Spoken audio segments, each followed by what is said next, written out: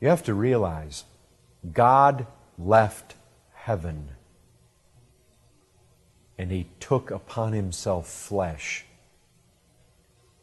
And He endured the wrath of God. The one thing only that I ever read in the Scriptures that Christ said, Father, no, if possible, not that.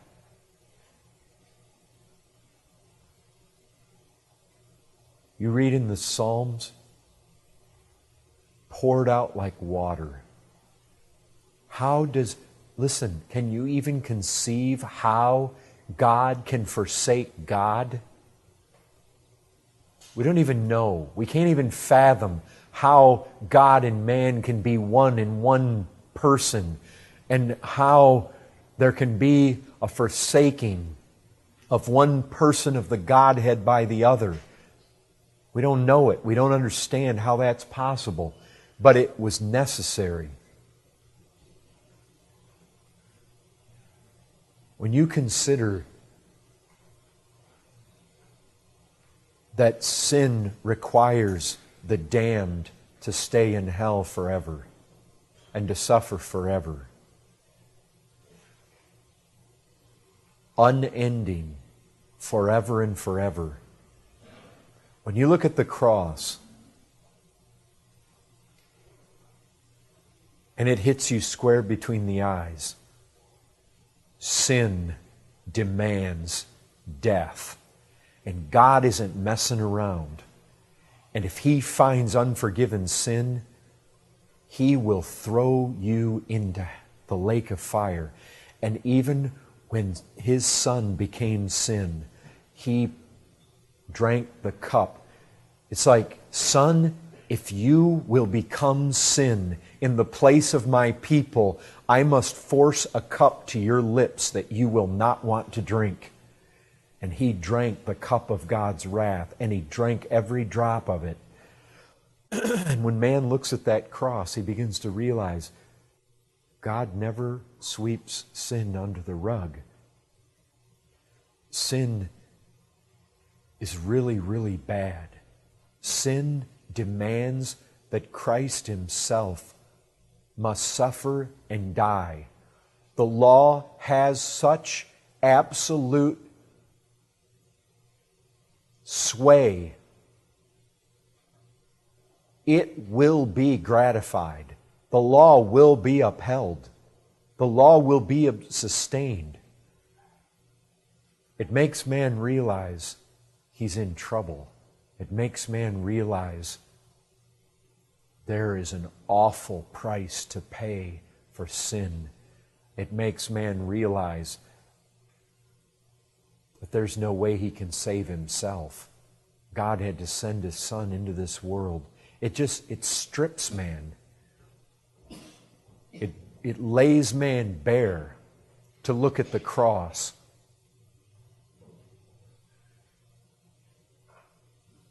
That's what He's saying here. You see, as soon as somebody comes along and they say,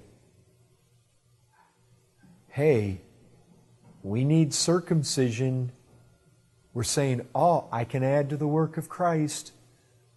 But you see, the offense of the cross is the cross screams at man. You add nothing to this. You can add nothing.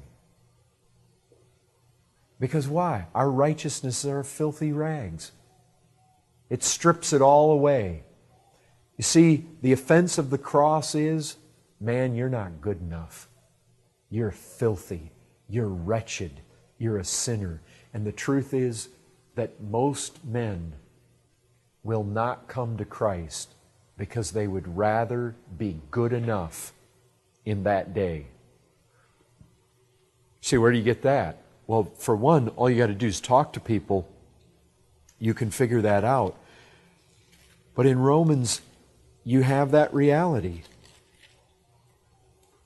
I mean, you have Israel. They pursued a law that would lead to righteousness, but they did not succeed in reaching the law. You see, there's the problem. There's the problem. They had their law, but they never reached it. And so the law comes in and condemns them. Why? Because they did not pursue it by faith, but as it were based on works. They've stumbled over the stumbling stone, as it's written. You see, it's an offense. Behold, I am laying in Zion a stone of stumbling and a rock of offense. Why is Christ so offensive? Why is the cross so offensive? Because it says, man, you're not good. You're bad. You say, there couldn't be any better news. That's true. There could be no better news for men who are absolutely at the end of themselves and realize, I can do nothing to save myself. I am totally empty. I'm at the bottom. I've come to the end. Lord, I'm going to hell. There's nothing, I realize it. I am absolutely weak and I am in a hopeless condition. And if you don't come save me, I won't be saved. You see, for people like that, this is the best news on the face of the earth. But for people who think they're pretty good, they don't want this. The cross is an offense to them because it sticks them right in their pride. Proud man loves to boast. He loves to tell you about his credentials. That was Paul when he was lost. Let me tell you about my credentials. I was circumcised the 8th day. I was born of a certain tribe of Benjamin. I'm a Jew. I've got all the credentials. By flesh, I was born in the right people. I was born in the right tribe. I was circumcised in the right way. I was of the elite. I was a Pharisee. When it came to the law, as a man, as a religious man, I sought meticulously to keep it. You know what the cross does? It steps in and it strips you bare of all that. It says it's all worthless. And if you'll go to heaven, you've got to denounce it all. Lay it all aside. Set it down. Count it as dung. That's what He did. Count it as worthy of nothing but the dung heap. Everything. That's what the cross does. It comes to man and it says, what's your going to church? Throw it on the dung heap. So what if you've owned a Bible? So what if you were born in a Christian family? Throw it on the dung heap. So what if your grandfather was a preacher? Throw it on the dung heap. Right. So what if you've done your penance? So what if you've gone and taken the Lord's Supper? So what if you were baptized? How many people want to say, well, I'm a deacon, I've sung on the choir, I've been baptized. So what? Throw it on the dung heap. That's what the cross says to man. And it's offensive. And man's pride just bristles when he hears it. How dare you tell me that? How dare you tell me that I'm not good enough? Well, I'm not bad enough to go to hell. You know what the cross says? The cross says you are bad enough to go to hell.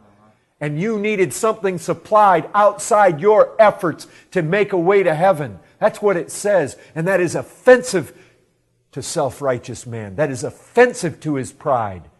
Man by nature is proud. Man by nature thinks he's good enough.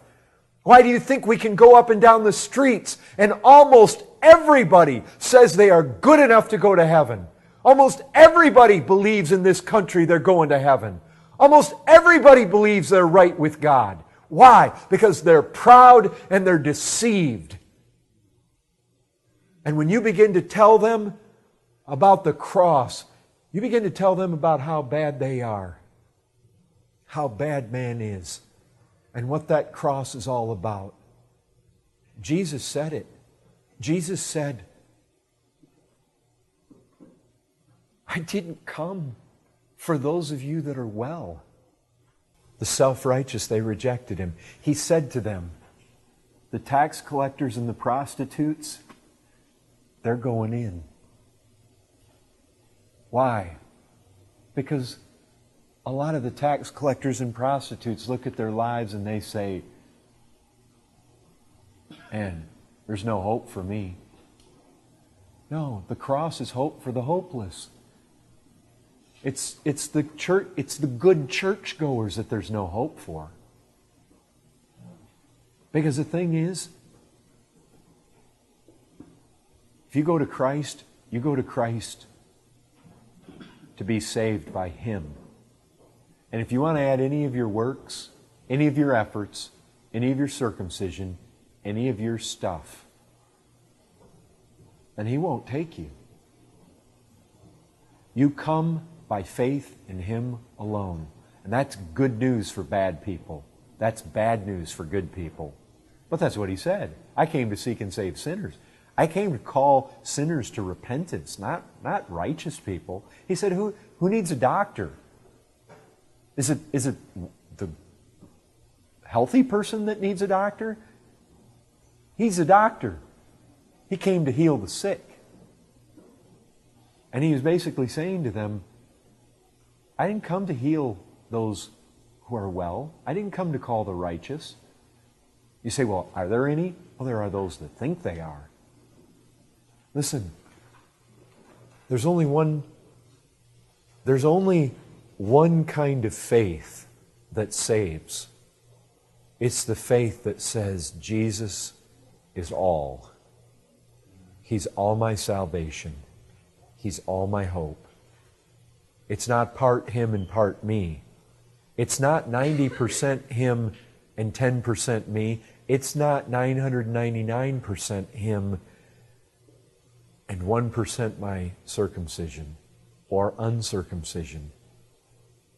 It's because as soon as one part comes in, then Paul just says, that's it. Do the whole thing.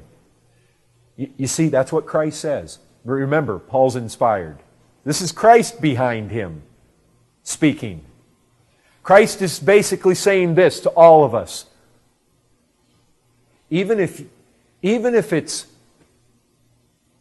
9,999 parts Christ, you bring your one part in you, that's it.